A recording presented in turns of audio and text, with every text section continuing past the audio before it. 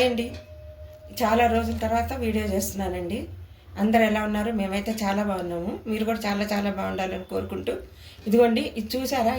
ఏం ఇడ్లీ పాత్ర అనుకుంటారు. ఇడ్లీ పాత్ర కాదండి, ఆరుకుడు వండుకుంటాము. అది చిన్నది అనమాట. 2 ప్లేట్లు ఉంటాయి. ఇదొక ప్లేటు, దీనికన్నా చిన్న ప్లేట్ ఒకటి. ఇదిగోండి ఈరోజు ఆరుకుడుని చేసి చూపిస్తున్నానండి. ఇదిగోండి పిండి గ్రైండర్కి వేసుకొని పెట్టుకున్నాము.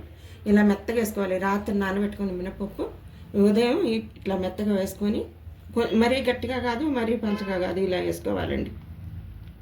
ఇలా ఉండాలి పిండి. మరీ గట్టిగా ఉన్నా బాగా ఇది కాదు, మరీ మెత్తగా ఉన్నా కానీ మళ్ళీ రాదనమాట, ఉడకదు సరిగ్గా, పిండి పిండిగా ఉంటుంది.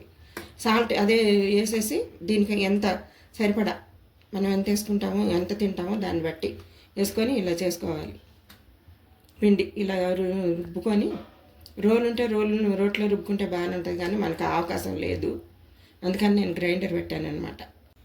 ఇదిగోండి ప్లేట్ మీద ఇది తడిపిన క్లాత్ తడుపుకోవాలి. ఎప్పుడు వండుతూ ఉంటాము ఇది క్లాత్, అందుకే ఇలా అయిపోయింది. ఈ పాత్రలో వాటర్ పోసుకోవాలండి.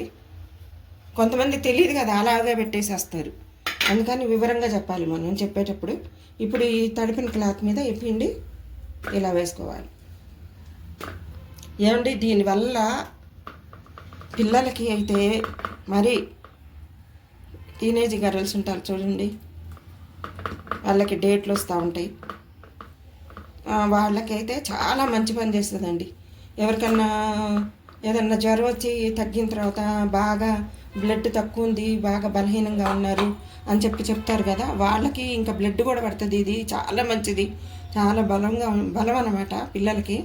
బాగా ఇలా చేసి బాగా ఉడికిన తర్వాత స్పాంజీ లాగుంటుంది. ఇలా పట్టుకుంటే మనం ఉడికిన తర్వాత కూడా మళ్ళీ చూపిస్తాను నేను మీకు. అప్పుడు అది దాంట్లో కారపొడి, నెయ్యి, బాగా నెయ్యి కరగబెట్టి, ఎంత నెయ్యి వేస్తే అంత మంచిదనమాట. వేసి ఒళ్ళు వస్తుంది అది ఇది అసలు ఏం అనుకోవద్దు. నెయ్యి తినొచ్చండి, అసలు అదంతా భ్రమ. ఒళ్ళు వస్తుంది నెయ్యి తింటే అది ఇదేనని అనుకోవడం మన భ్రమ అంతే. నెయ్యి తిన్నందువల్ల ఒళ్ళేం రాదు, చాలా మంచిదనమాట. ప్లేట్ పెట్టగానే ఇలా మూత పెట్టేసుకుంటే ఒక 10 నిమిషాల్లో ఉడికిపోతుంది శుభ్రంగా. చక్కగా మీడియం పెట్టండి, సిమ్లో వద్దు, హైలో వద్దు, మీడియం పెట్టి ఉడికించండి. బాగా అడుగు నుంచి మంచిగా కుక్ అవుతుంది. ఉడికింది ఆవిరికూడం.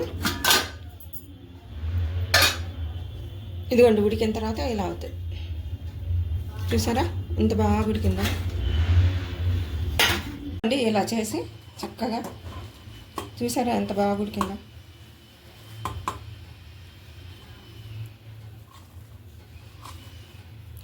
మరి ఈ పిల్లలకండి ఏమన్నా బ్లడ్ తక్కువైనా, హార్మోన్స్ అటు ఇటు అన్బ్యాలెన్స్డ్ ఏమన్నా అయినా, మంత్ సరిగ్గా రాకపోయినా, కరెక్ట్గా నెలకి రాదు కదా, కొంతమందికి ఇబ్బంది పడుతూ ఉంటారు పిల్లలు. అలాంటి వాళ్ళకి అసలు చాలా మంచి పని చేస్తుందండి. ఇలా చేసి చక్కగా ఇలా ఈ కాచిన నెయ్యి ఇలా వేసి, ఎక్కువ వేయాలి నెయ్యి, లేకపోతే మళ్ళీ డైజెస్ట్ అవ్వదు పిల్లలకి. పెద్దలు మనకైనా సరే ఎక్కువ వేసుకుంటే బాగుంటుంది నెయ్యి. ఎంత వేసుకుంటే అంత ఇదిగా ఉంటుంది అనమాట. దీనికున్న ఇదే ఈ 2 కాంబినేషన్ అనమాట. బాగా నెయ్యి, ఇది ఆవిరికుడు, ఇదిగోండి కారపొడి. ఇలా ముక్కలు ఇట్లా తుంచుకొని అద్దుకొని తింటే బ్రహ్మాండంగా ఉంటుంది అనమాట. సూపర్గా ఉంటుంది కాంబినేషన్. ఈ రెండు చూశారు కదండి.